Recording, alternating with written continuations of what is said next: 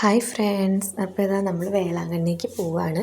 അപ്പോൾ വെള്ളിയാഴ്ച രാത്രി നമ്മളൊരു 7 മണിയാകുമ്പോൾ ഇറങ്ങി. ശനിയാഴ്ച കാലത്ത് 5:30 ആകുമ്പോൾ നമ്മൾ വേളാങ്കണ്ണി എത്തിയിട്ടുണ്ട്. ഇച്ചു ബേബി വലിയ അലമ്പൊന്നും ഉണ്ടാക്കിയില്ല കേട്ടോ. വണ്ടിയിൽ പാട്ടും ഡാൻസൊക്കെ വെച്ചപ്പോൾ അവൾ കുറേ നേരം നമ്മളെ കൂടെ എൻജോയ് ചെയ്തു. അതിനുശേഷം പിന്നെ അവൾ കിടന്നുറങ്ങി. കയ്യിൽ നിന്നിട്ട് വലിയ വാശിയൊന്നും അവളെ കൊണ്ടുണ്ടായില്ല. കാലത്ത് 5:30 നമ്മളവിടെ എത്തിയപ്പോൾ തന്നെ നമ്മൾ വെയിലാവുന്നതിന് മുന്നേ മുട്ടുകുത്താനുള്ള ആ ഒരു സംഭവം വഴിപാട് നമ്മൾ ചെയ്തു. അതിനുശേഷം കുളിച്ച് ഫ്രഷായിട്ട് നമ്മൾ മോർണിംഗ് സ്റ്റാർ പള്ളിയിൽ മലയാളം കുർബാനയ്ക്കും പോയി. അതിനുശേഷം നമ്മുടെ മെയിനായിട്ട് നമ്മൾ വേളാങ്കണ്ണി പോകാനുള്ള റീസൺ ഇതാണ്, ഉണ്ണിയുടെ മുടി കളയാൻ വേണ്ടിയിട്ട്. അപ്പോൾ ഇതാ ഉണ്ണിയുടെ മുടി കളയാൻ വേണ്ടിയിരുന്നു. ആൾ നല്ല കരച്ചിലായിരുന്നു. എന്നാലും അതൊക്കെ കഴിഞ്ഞ് റൂമിൽ അവളെ ഫ്രഷായിട്ട് കൊടുന്നു. അവൾ പിന്നെ കളിച്ചുകൊണ്ടിരുന്നു കേട്ടോ. അപ്പച്ചനായിട്ട് അവൾ നല്ല കളിയും കാര്യങ്ങളൊക്കെ ആയിരുന്നു. അതിനുശേഷം അവൾ ഉറങ്ങിയപ്പോൾ ഞാനും അച്ഛനും കൂടി ഇതാ ഒരു ഓട്ടോ വിളിച്ചിട്ട് നമ്മൾ അവിടെയുള്ള സ്ഥലങ്ങളൊക്കെ കാണാൻ പോയി. കടലും കാര്യങ്ങളൊക്കെ ഉണ്ട്. പിന്നെ ഒരുപാട് ചർച്ചുകളുണ്ട്. എവിടെ തിരിഞ്ഞാലും നമുക്ക് ഓരോ പള്ളികൾ കാണാം. അപ്പോൾ ഇതാണ് മെയിനായിട്ടുള്ള വേളാങ്കണ്ണി മാതാവിൻ്റെ ആ രൂപം. അവിടെയാണ് എല്ലാവരും തിരിയൊക്കെ കത്തിച്ച് നമ്മുടെ പ്രാർത്ഥനകളും കാര്യങ്ങളൊക്കെ ഇടുക. അപ്പം ഞാൻ തിരുക്കുടുംബത്തിൻ്റെ അതുപോലെ വീട് പണി നടക്കാൻ വേണ്ടിയിട്ടുള്ള 2 ഇത് മേടിച്ചിട്ടുണ്ടായിരുന്നു. അതൊക്കെ പ്രാർത്ഥിച്ച് നമ്മൾ ആ ബോക്സിലിട്ടു. അതിനുശേഷം മെഴുകുതിരിയൊക്കെ കത്തിച്ചു. അപ്പോൾ കുറേ ആൾക്കാരുണ്ട് കേട്ടോ, തിരി കത്തിക്കാനും അതുപോലെ പ്രാർത്ഥിക്കാനൊക്കെ ആയിട്ട് അവിടെ എത്തിയ കുറേ നല്ല തിരക്കുണ്ടായിരുന്നു. ഇത് അവിടുത്തെ ഒരു ചർച്ചാണ്.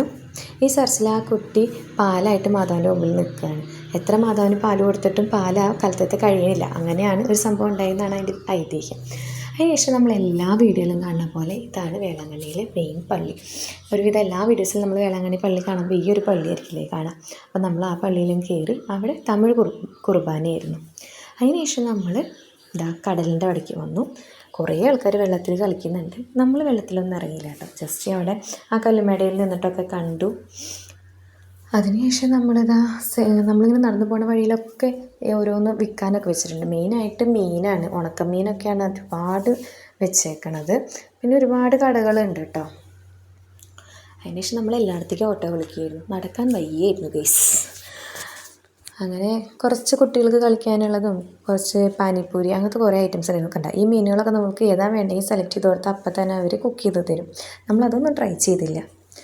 നമുക്ക് അടുത്ത മീൻ പറ്റിയില്ലെങ്കിലോ എന്ന് വിചാരിച്ചിട്ട് പിന്നെ നമുക്ക് ഇഷ്ടപ്പെട്ട സാധനങ്ങളൊക്കെ നമ്മൾ ഓരോന്ന് കഴിച്ചിട്ടൊക്കെ ആയിട്ട് ഇങ്ങനെ നടന്നു. ഇച്ചു ബേബി റൂമിൽ നല്ല ഉറക്കാട്ടോ. അതുകൊണ്ട് പിന്നെ അവളെന്നെ ഈ വെയിലത്ത് ഇറക്കിയില്ല. അവളെന്നെ അപ്പച്ചൻ്റെ കയ്യിൽ ഉറക്കി കിടത്തിയിട്ടാണ് നമ്മൾ കറങ്ങാനായിട്ട് ഇറങ്ങിയത്. ഒരുപാട് ആൾക്കാരുണ്ട്, അതേപോലെ ഒരുപാട് കടകളുണ്ട്. അതിനുശേഷം നമ്മൾ റൂമിലെത്തിയപ്പോൾ ലിച്ചു ബേബി എണീറ്റിരുന്നിട്ട് ഇളനീര് കഴിക്കുകയാണ്. അതിന് അവൾ നല്ല കുട്ടിയായിട്ടിരുന്നു. ഇനി നമ്മൾ ഫ്രഷായിട്ട് തിരിച്ച് വീട്ടിലേക്ക് പോവാണ് കേട്ടോ. അപ്പോൾ ശനിയാഴ്ച രാത്രി നമ്മൾ അവിടെ നിന്ന് കയറും. ഞായറാഴ്ച കാലത്ത് നമ്മൾ വീട്ടിലെത്തും. ബൈ.